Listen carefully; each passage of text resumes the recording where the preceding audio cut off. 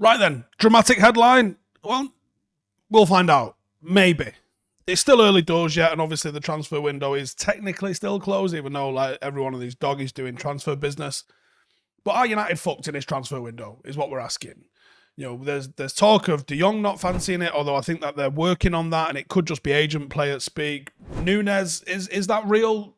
Are United being snubbed by our primary targets? Are we going to be left with substandard sort of signings, and is that going to lead to ultimately Ten Hag's failure? I mean, transfer windows are meant to be about optimism. They're meant to be about when we're looking forward, get those new signings over the board, brand new manager, let's get right behind him and let's hope he can turn it round and change this last decade of shit for United.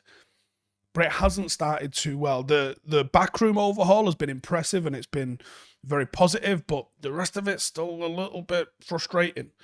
So already this summer, United seem to get messed around. You've seen Haaland heavily linked with the club, just straight up joins for City. Now that might have been on the cards for a while, but straight up joins for City. Seems like it's going down the same path with De Jong and Nunez. We've seen the likes of Tchouaméni, Kamara, players United were linked with. How serious is anybody's guess? And it's literally a guess at this point. But you've seen a lot of names that we've identified as probable targets.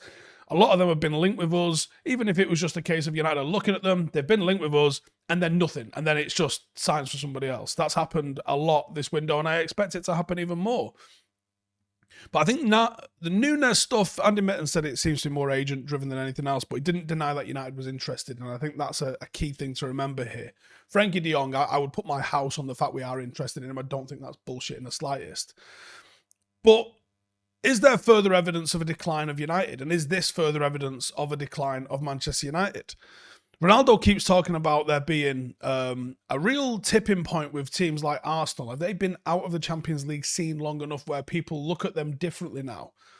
And could that be something happening with United? You would think United's profile, the fact that Cristiano Ronaldo joined 12 months ago, protects us a little bit from that, but it's still something that United have to consider, and not being in the Champions League is a drama for some players.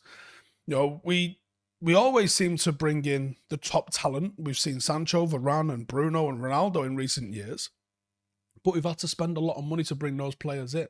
No one's come with a pay cut, have they? Every single person has come and we've made it well worth their while to come. Let's look at the news the last couple of days then. So yesterday, Dominic King of the Daily Mail said like Liverpool are holding talks with Darwin Nunez. Darwin Nunez would be a hell of an addition to their forward line. I did a video looking at the reality of what I think Darwin Nunez is, but he would still be a hell of an addition to their forward line. There's no bones about that. When you look at what he would do with United, especially with Ronaldo, I'm not sure actually where he plays more.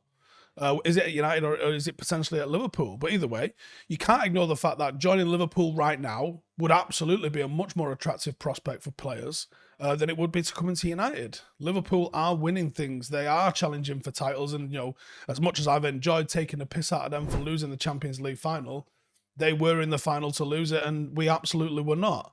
The fact that he's held talks with Liverpool, if that's true, and not United, could be very telling about the way he feels as well.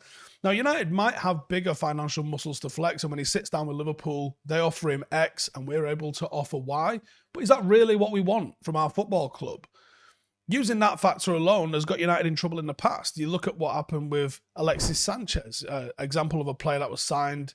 Did he really want to be here? We had to spend so much money to bring him here, and look how that worked out. Then we've seen De Jong today. Jose Alvarez is saying that Xavi would accept the sale of De Jong to reinforce other positions. And the same is going on right here. De Jong has come out and said, supposedly, he wants to stay at Barcelona. Clearly his preference is to stay there. Doesn't want to come to Manchester United. Now, he might go, all right, do you know what? Go and work with Ten Hag. It's not the worst club to go to in the world, but it's not his preference.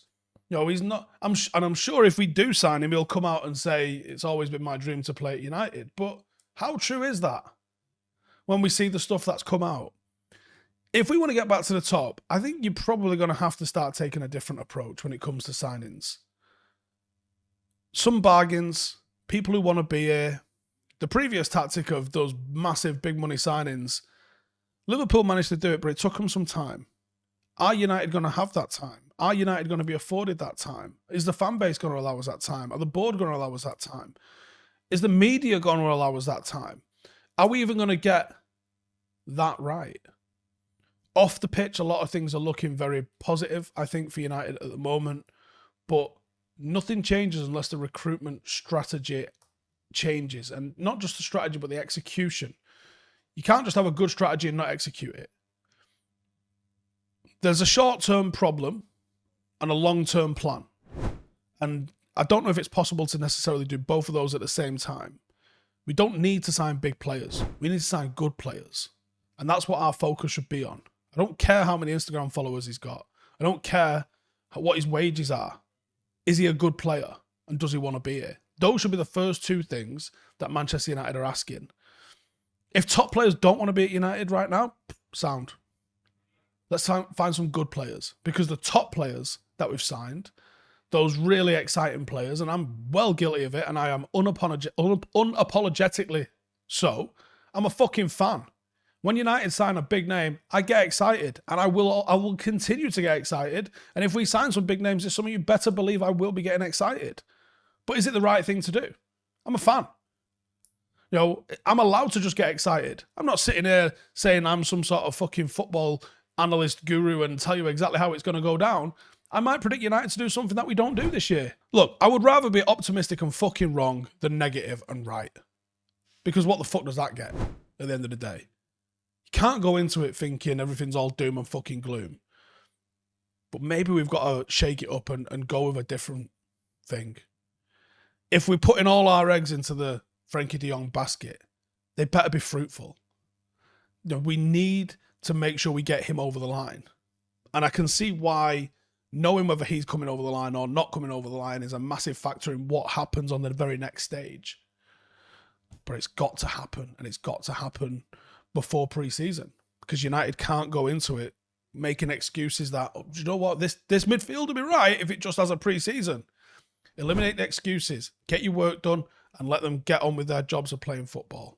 Long game time. Listen, thank you for tuning in and watching that video. Yesterday, we launched fan ownership of Stretford Paddock Football Club, and we have been absolutely swamped. We are looking at 700 members. Absolutely blown away. I was hoping to get 500. We've exceeded that. We've gone with 700. I set a long-term target over the course of the season to get somewhere like 1,000 members. I believe we can do that. We've got our sponsorship to announce very soon. Our new kits are launched. We've got the app coming out in a few weeks. We should have a game in the next few weeks against Hashtag coming up as well, which I'll be able to confirm very soon to everybody.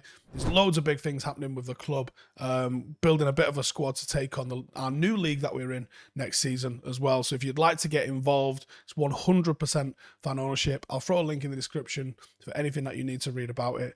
But thank you to everyone that's already got involved. This is our club now, and we're going to make a massive difference to it. So if you want to get in the mix with that, check the link in the description and come see what all the fuss is about. Laters. Real fan ownership, real fan input, real fan change, real fan power.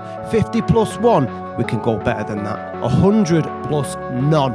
Download our app, view the free content, read about the club, that's fine. But if you want more, become a member. To vote, to go behind the scenes, to make an impact, interact with a global community around the world, influencing how we grow, where we play, club ethics and values. The more members we have, the faster we grow. Support the club, run the club, own the club.